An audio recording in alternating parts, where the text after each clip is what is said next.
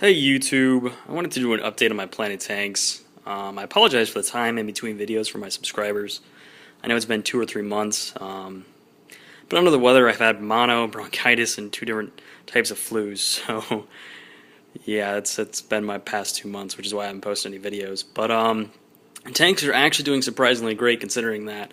I just replanted a good portion of this tank actually a couple days ago, trimmed it up and replanted a good section of it. And in my opinion, it's looking great. I have so many red cherry shrimp in here, I don't even know what to do with them. Let's see if I can get a few of the babies on camera here. Here we go. I can see 5 or 6 there in the camera view right now, and I'm not even really trying very hard to look for them. Fish are doing great.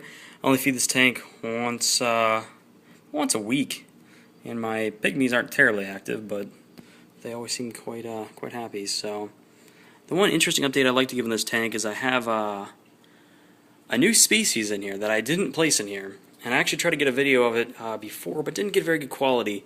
And I'll try to post one later if I can find it. But I have amphipods in this tank, as I believe what they are.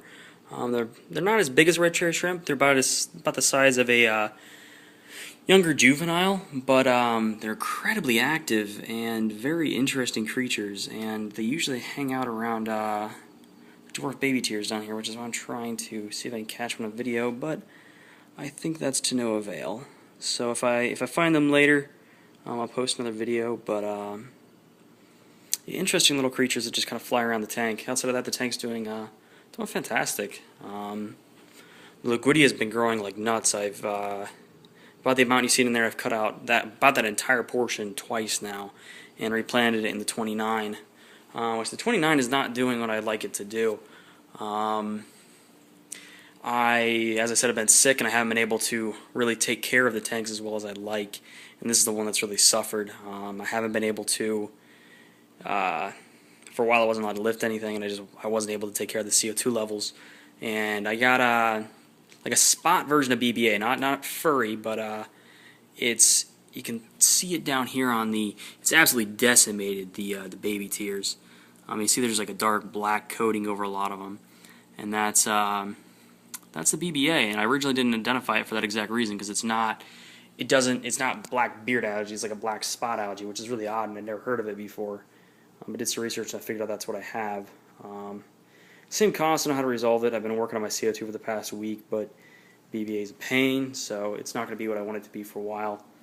I'm actually considering upgrading this tank to a pressurized system, and if I do that, I'll definitely do a video on what I get and why I chose what I did, and so on and so forth. But some of the plants are doing well in here, some aren't. The Hygrophila testifolia is doing great. It's growing up real tall.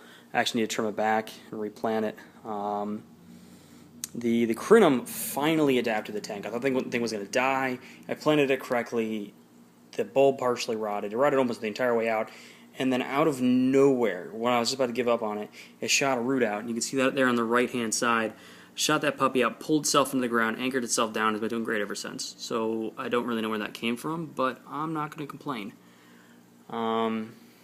My Sagittarius sabulata has also been doing great. These are all babies from one of the ones in the back. There's 1, 2, 3, 4, 5 right up there against the glass, and there's like 5, 6, 7 more back there, all from this one mother plant. So my hope is now, you can see I replanted some of the liquidia right there next to it, but I'm hoping that this will all fill in and be real lush, and I think that's the plant that's really going to allow that to happen, due to how quickly it's growing, even in the crappy conditions it's had recently. Once again, a lot more liquidia over here. Actually, a good bit of it died back. Kind of waiting for it to regrow. I planted it only probably about a week and a half, 2 weeks ago, so it should look like crap right now because it's adapting to dirt and it doesn't have roots, very good roots yet. So the tank isn't what I want it to be. The one tank that's doing fantastic, in my opinion, is actually, no, one more second on the 29. I got to show off. This is a freaking dwarf rainbow fish. The guy is huge now. I don't understand.